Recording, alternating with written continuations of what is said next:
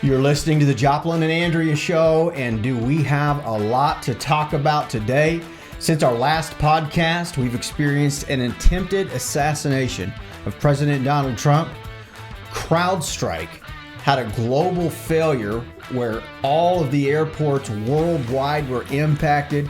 We had a team that was on the ground for 4 days in Houston, stuck in that great mess. It's going to be an interesting show. Thanks for listening.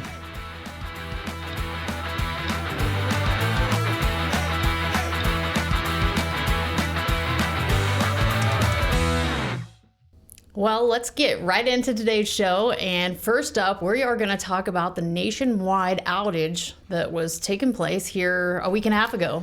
Yeah, it was crazy. It wasn't just nationwide, it was worldwide. I mean, it impacted people all over the world.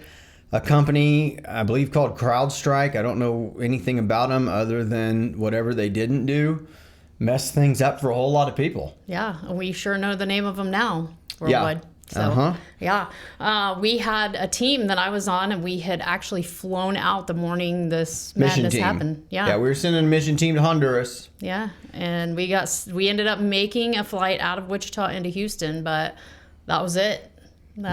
We were stuck there for about 3 days, and I have never quite seen madness in an airport. Yeah, what was that like? I mean, you were in Houston. Houston's a big airport. I'm assuming literally thousands of people stranded. Yeah, literally thousands of people stranded, confused, not sure what to do. Nobody had a great solution for anything. And then, of course, trying to reroute thousands of people, even to hotels. Yeah. Hotels, you talk about Uber cars or rental cars. It was crazy. We actually lost our luggage, too. Couldn't find it for about 24 full hours. And so it was quite the fiasco. How were the the employees? I would imagine if I was one of the employees, I would have been really stressed out. Obviously, it's a global problem that they can't do anything about, but their job is to handle all these people who are frustrated. Yeah. How were the employees? Well, thankfully, the employees were actually good given all things, and the people actually were pretty good too. There was one moment where Larry Brooker and I had stood in line for 2 hours and 15 minutes to see what our next step was, and the lady just disappeared. Oh, man. And so she was being nice to all the customers, but I think she just didn't know how to take an exit, and there was a long line behind us, and she just disappeared. So we ended up having to remote to some phone calls from there and going down to a different department where they could help us a little bit more. But thankfully, the people were good. Everybody had pretty good attitudes and made the best out of a really, really difficult situation. So, yeah, I was really, really thankful for that, because I do feel like with thousands of people with lost luggage, canceled flights, canceled plans, stranded, it could have been bad. And thankfully, it was not.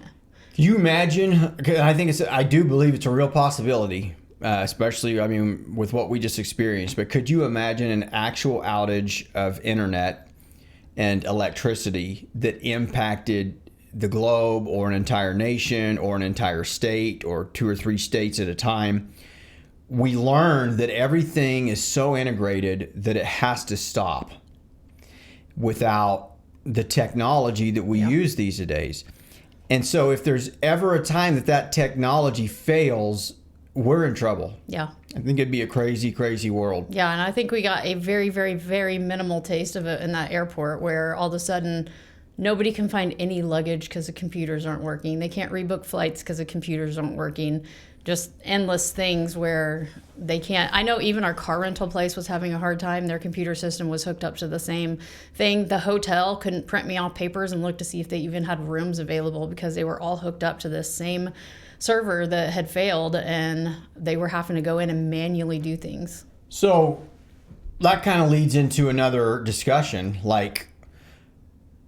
I think there's some wisdom in being prepared and doing some things that we can do to just be prepared in the event that we were without these resources and technology and electricity. And if electricity goes down, eventually that means you're not going to be able to get gas until electricity comes back on, because it requires electricity to even run pumps and that type of stuff. And so I think there's some wisdom in being prepared to survive for at least a week. And I think probably the preppers out there are saying, no, that's crazy. You need to be able to survive for months, but at least a week. I think there's some importance in us starting to think about these things. Yeah, no, I agree, especially after just going through that. There's absolutely now that you've been through something like that, what are your thoughts about us moving out onto a farm, going off the grid, getting a bunch of chickens? So we'll have some meat chickens so that you can make meat from the chickens, and we'll have some egg chickens that lay eggs, a couple cows, and then like a really nice garden. I thought you were going to say goat, but we're going to go with we'll get garden. a goat as well. But what are your thoughts on, is there any chance now that we could look at maybe moving off grid way out into the country just in case? Are you going to tend to the chickens in the gardens? No, you would take care. I might, I would. Oh. Yeah. I would tend to the chickens. And the garden? Yeah, but you're going to have to do the garden. Oh, have you seen the flowers out front? I have, yeah. Yeah, are you sure you want me to garden? Well, no, I don't. But that's why we don't have chickens. That's why we don't have a garden. But I'm curious if that, the experience that you just had, sometimes it like awakens people to what might be coming down the road. I tell you what. Yes. I'm going to find some really good friends that are fully stocked with things so that if it all goes down, we know a guy who knows a guy. And Okay. I will stock up on canned goods, and then we can trade. Okay. They can have some of our canned goods. All right. And we'll have some eggs. We have our official chicken. We have our official strategy in place. Yes. In case the world crashes and we are, in survival mode. Yeah. Andrea's going to know a guy that knows a guy. Yeah. Yes. And if you're that guy, you better watch out. Yeah. Make sure whoever you are, that guy that knows a guy, that Andrea's banking on taking care of us during that period of time, just hear us out now and start stocking up a little extra. Yeah, could you plant a little additional section? Yeah, you got anything you'd like the guy that knows a guy to plant? What would you like? Tomatoes? Anything else that you request? Tomatoes, cucumbers. I do like cucumbers. Yeah. Yeah. Okay. Mostly tomatoes. All right. So sounds good. And the chickens. We would like chickens. Well, we'd like chickens. So, okay. Yeah. All right. So, but in all seriousness, like it does really make you think about it, doesn't it? Yeah, it really does. And how much we count on electricity, we count on our cell phones, we count on our computer systems, and we're almost to a spot where people aren't trained and equipped to know how to go back to it. So it's not a very quick fix. It's right. Like, no, it's not. You're the 100%. hotel staff took an hour and a half to get back to me on whether they had 9 rooms available the next night. Yeah. So, yeah. Yeah, it's crazy. Yep. So definitely a situation where you need to know a guy that knows a guy. That's right. So. Yeah, know a guy that knows a guy. So. Okay, so that said, I at least want to report that our church got our team through.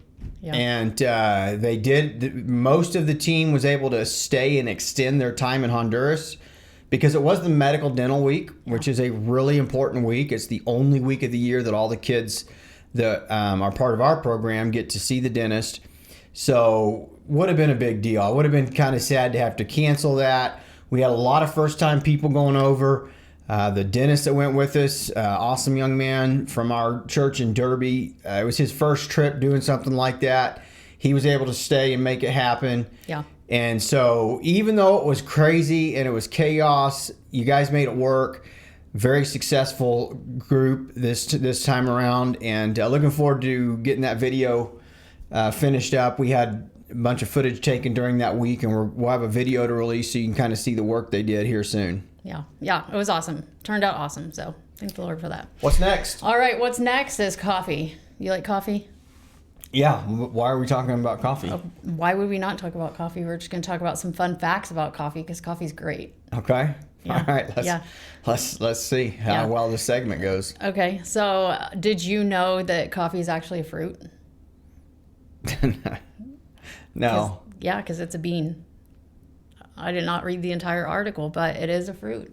That's what it Okay. says. So, there's that. And then, did you know that Brazil produces a third of the entire world's coffee? Brazil does.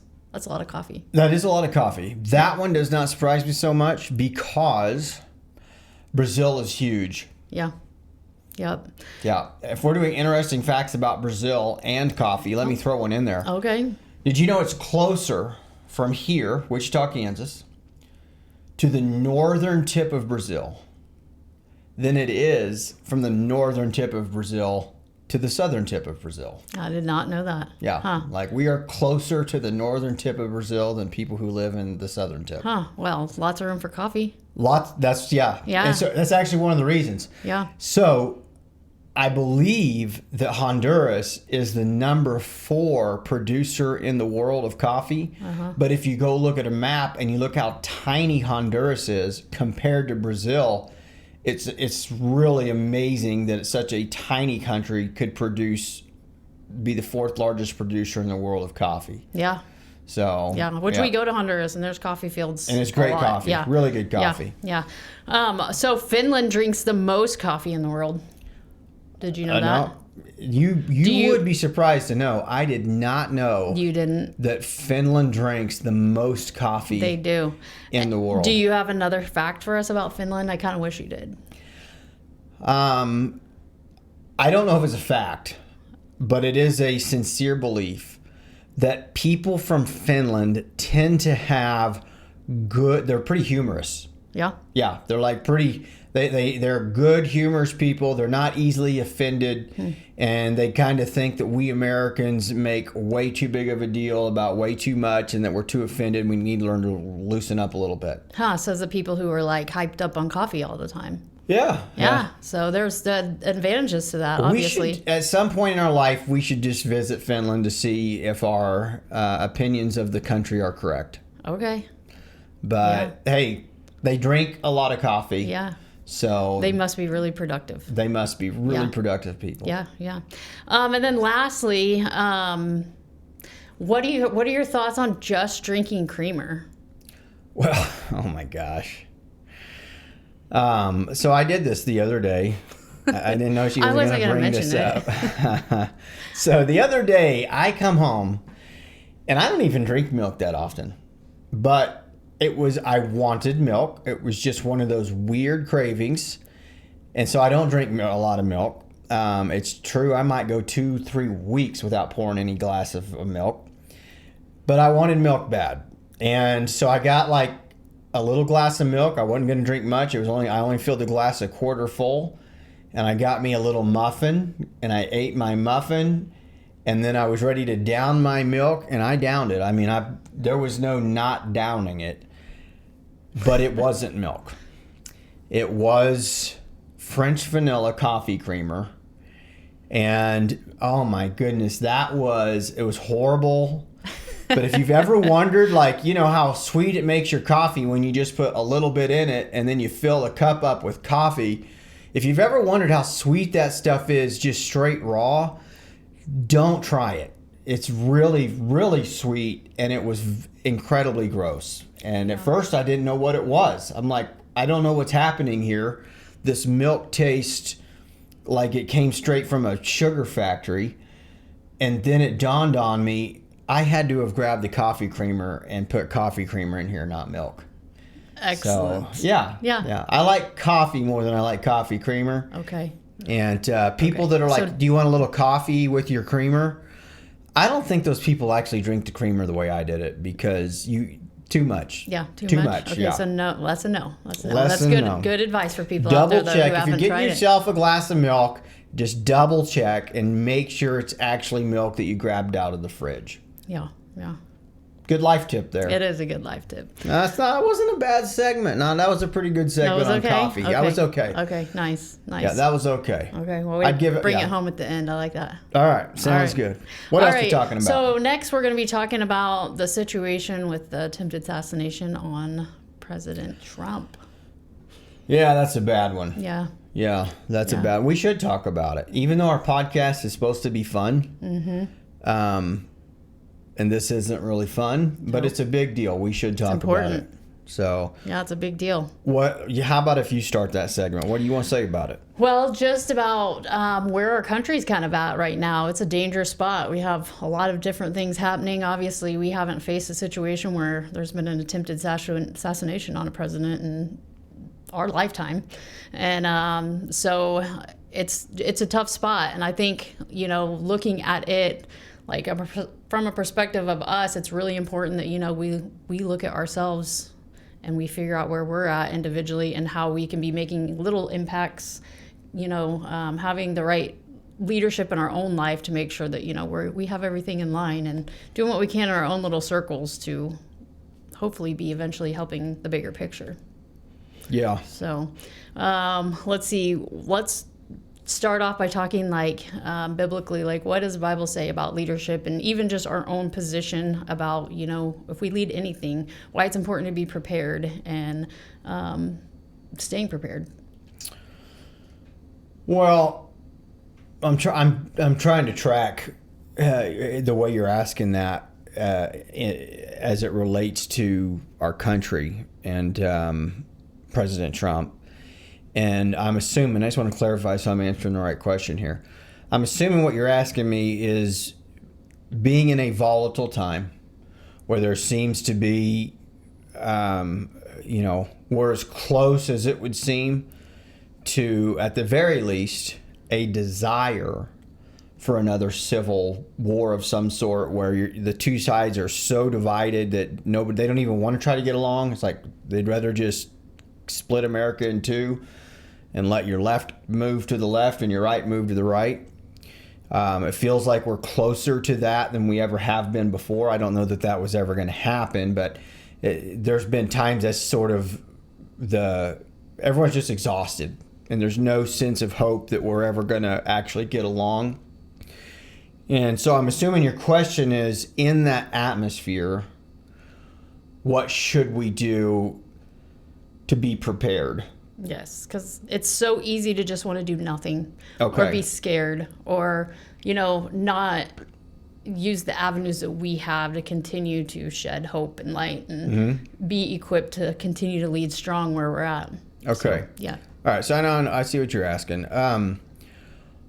Well, I'm going to answer it from a Christian perspective because that's the way that I think. I'm a pastor and, Christian first. And so, first of all, my perspective as a Christian is that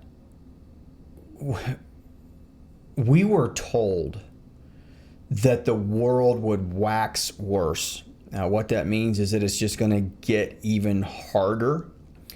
We were told that in the end, that men's hearts would fail them because of fear. And we see that happening. People are afraid to stand up for what they believe in because they're afraid of being called a bigot or whatever, called a racist, called a hater.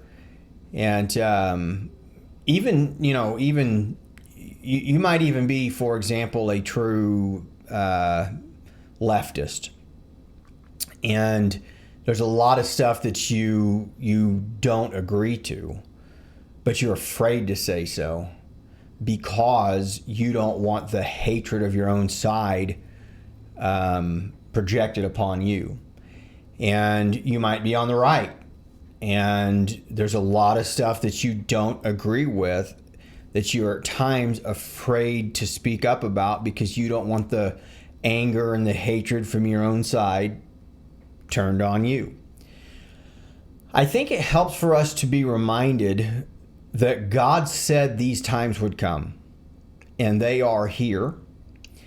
That God's word is the only absolute that does not change, that we can rest in. And so we need to be in the word. We need to know what God says, and we need to not be completely entrenched in all the negativity. We need to stay close to God, and we need to remember God's in control no matter what happens.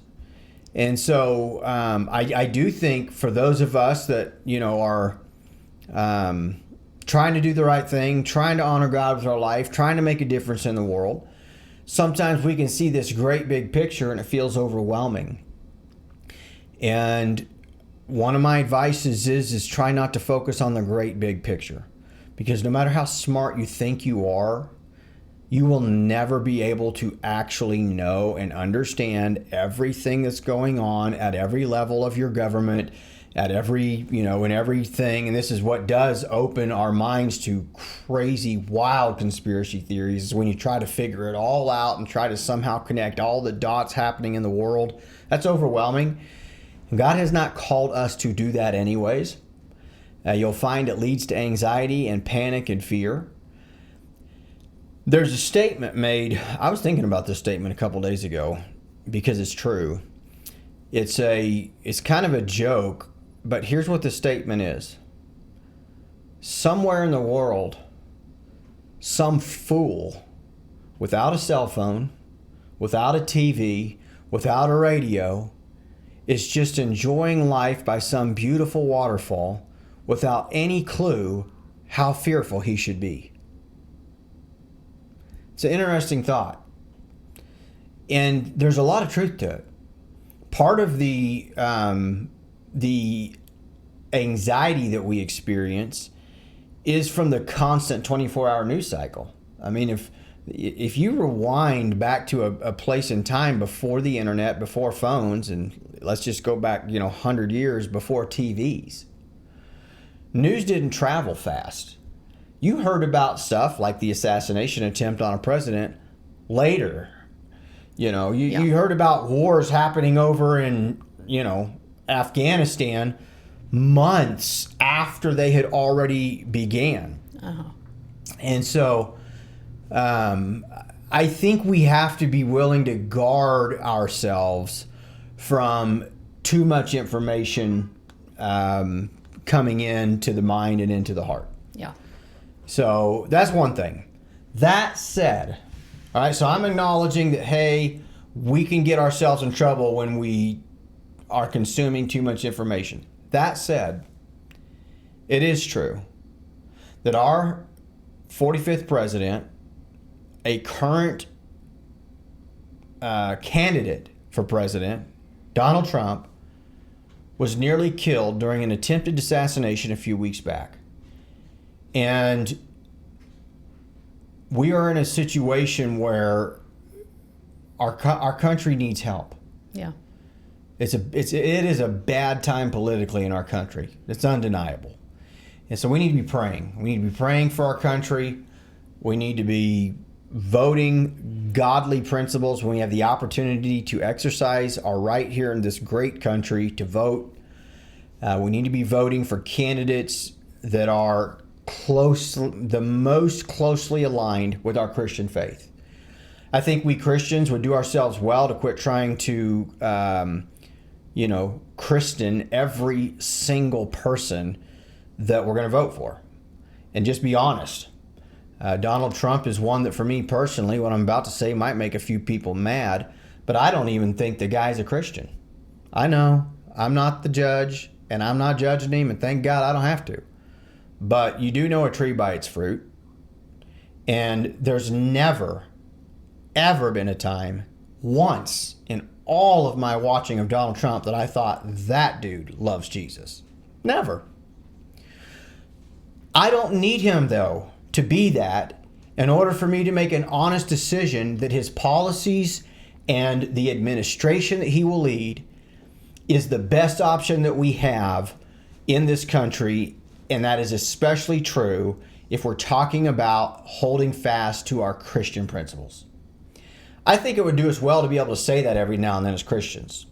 It seems like we have to somehow turn everybody into, Jesus's brother or something. That way, if we feel like we're voting for Jesus or we're voting for Satan, and it's stupid. That's part of the problem that causes this crazy psychotic divide in our country, is we don't have the ability to be honest about things, and we over-exaggerate. We over-exaggerate the things we hate, and we over-exaggerate the things that we love. And I think that's something that we should not do. And I think that we need to be honest about everything that we talk about and that we deal with. So, yeah, I will say this as well about that assassination attempt, and then I'll be done. For me personally, I said it watching the attempt before we'd ever talked with family. I had actually texted something to our family text, so Andrea can testify. I said what I'm about to tell you. For me, when he got up after being shot in the ear and put his fist up in the air and said fight 3 times, that was one of the most, truly, and I don't use this word like a, to be cool, it was one of the most epic things I've ever seen. It was the moment for me that it was like, that man is who I thought he was. And that's who I want leading our country. He's a fighter. He's not a coward. And he's not there to protect himself. He's not about himself. The guy has spent millions of his own money. He has become poorer as our president, and he's the only president, to my knowledge, in the last 100 years who has ever become poorer during his presidency. He is giving. He's truly serving our country, and I actually think that's why a lot of people hate him so much, because he's not like all the other politicians. And so they've tried to demonize him, and all I can say is that moment, it was so bold. It was just like, I will never, ever forget that moment the rest of my life, when that man stood up and put his fist up in the air, and then the crowd went wild. Yeah. It was just, I'll never forget it. It was amazing. Yeah. Absolutely amazing. I think that's a great moment for us, because you have that visual in your head. But that's, a great reminder for us as we are, in the midst of this battle in our own little worlds to, have that same mentality of fist in the air and fight. Yeah. Never give up. That's right. Yeah. Never give up. Not until Jesus takes us home. Yeah. No, never give up. And you talk about a situation that was as bad as it could be. It was as bad as it could be that day. And he popped right up and he challenged people to fight. And so yes, we need to be doing the same thing. Absolutely. Yeah. Need to just keep nose to the grindstone, work until the Lord comes back, and do not get discouraged to the point that it's like, why even try? And for me, I have to keep it small. And by that, what I mean is, we can't change the world, mm-hmm. but we might be able to change somebody's world. Change the world we live in. If we'll stay focused, mm-hmm. and just keep loving people and telling people about Jesus and doing what we do. Yep. Very good. Yep. So next up is, we have a couple items for debate, and some of them are kind of fun, and some of them are a little funny. So the first one is, does the person in the middle of the airplane middle seat get to use both armrests or just one? I think both. Both? Yeah, because it's the worst seat. Okay. And so that person gets to use both. The person that at least has the aisles got a little extra space, except for whenever the cart people are coming through. But, there's a little extra space where they can lean out, and they've got one armrest. The person on the inside can lean in towards the window. I think the person in the middle seat gets both armrests. Gets both. In fact, right. That might even be an official policy that we didn't know about, but I'll bet it is. Yeah. Well, fair points. I agree with those. Yep. Okay. Yeah. All right. So the next one is, would you rather have a flip phone or a desktop? Flip phone. Flip phone? Why? I've thought about going back to a flip phone because this is true. Yeah, I have. I've thought about going back to flip phone because, but this is not flip phone versus desktop. I mean, I'm thinking about going back to flip phone because. But this is flip phone. I versus hate all desktop. the technology of right at your fingertips. Me, I would just never in my life want to go back to a desktop because you can't take it anywhere, you can't do anything, you're stuck. So now that you've had a taste. Yeah, but I would still choose the flip phone over a desktop. Yeah. Yep, if I had to pick one. Same. All right, do video games make you smarter? No, video games make you dumber. They do? How? Mm-hmm. When you play them, they send waves into your brain. It's sort of like microwaving your brain. Oh. If you stick your head in a microwave and turn the microwave on, it'll fry your brain and it'll make you dumb. Playing video games is very similar the waves come out through the screen and like through your eyes, and then it makes your head dumb. Well, maybe it does, but maybe it does make you smarter. Well, how could it make you smarter? Well, because you're learning whatever game you're playing, you're learning instead of just like sitting there watching.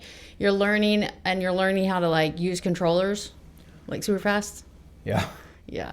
that's true. So Yeah. I tried to play a game.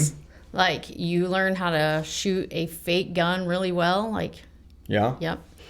Drive a car. Mm-hmm. Play soccer with giant soccer balls and cars Yeah. in an arena. I mean, that's you can't learn that when you're just in your living room.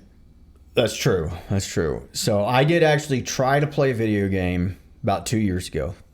I thought, you know what? Even though video games make people idiots, this is what the way of the world is going. And I thought, you know, one way that I could connect with my younger son, Malachi, was to learn to play some video games with him. Yeah. And so I tried. And I tried for about 4 minutes.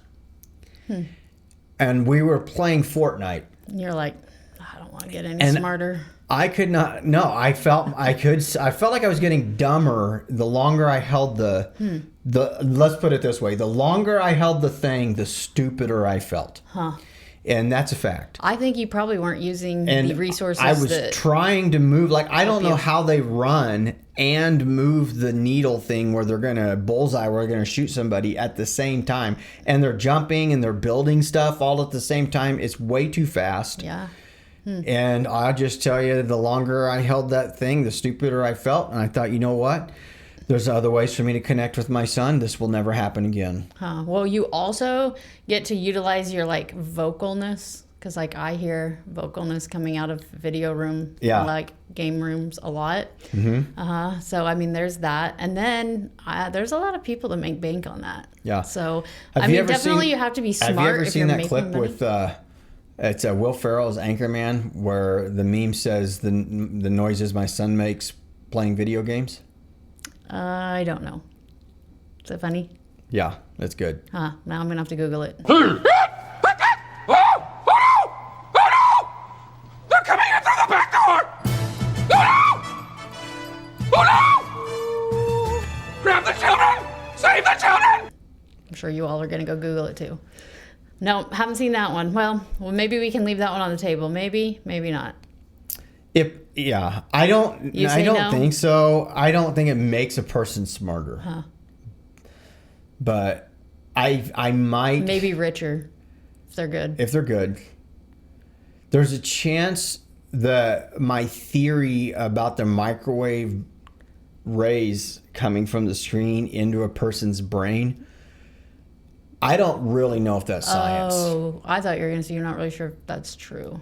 It might not be true. Okay. I don't know for a fact. Yeah. It could be true. Okay. But I wouldn't want to test it. Yeah. And I was concerned the longer I held on to that thing, if I felt any dumber, it was just going to be bad news. And so I had to put it down. Walk away. Walk away. Walk away. All right, final debate. Okay? Dutch Bros or Starbucks? Dutch Bros. Dutch Bros? Mm-hmm. Yeah, same. Yeah, Starbucks is too much crazies for me. Yeah. You know? The coffees are crazy or the people? No, the people. Like, I do not like the business so much. I don't care how good their coffee is. I also don't think their coffee's good. But let's just say it was great. I don't care. I don't like what they stand for. And generally speaking, I just have a difficult time even with their employees. Yeah. Yeah. You know, there's thousands of them. It's a big company, so you don't want to make some Well, how about if we just put the paintbrush. people to the side and we were just talking? Oh, we're about just coffee? talking coffee? Yeah. Still Dutch Bros. Dutch Bros. Yeah. Yeah. Yeah. Yeah. I do like Dutch Bros. Starbucks does have a good brown sugar oat milk chicken espresso. That's pretty good. See, what you I do just like said it. there, I can't repeat. And I feel like Starbucks does that on purpose to try to make their drinks sound like Fancy. something from another world. you got to have like 5 words to describe the drink you want. I think that's insane. But you go to Dutch Bros, you know what you get? Golden Eagle. You know, it's Golden Eagle. So it's their number one spot right there. Okay. It's not like, yellow, white, oat milk, tasty latte with a splash of something. It's Sprinkles. just like, none of that. It's just like, I'll take your Golden Eagle, please. Huh. And so also there's chop like one up for Dutch Bros. Yeah, you got some security there in your order. Yes. Yeah. All right. Well, that's all I got. All right, guys. Hope you all have a wonderful August. Summer's about over. School starts up here in a few weeks. And we'll be back with another podcast shortly after school starts up in September. Yep. Until then, God bless.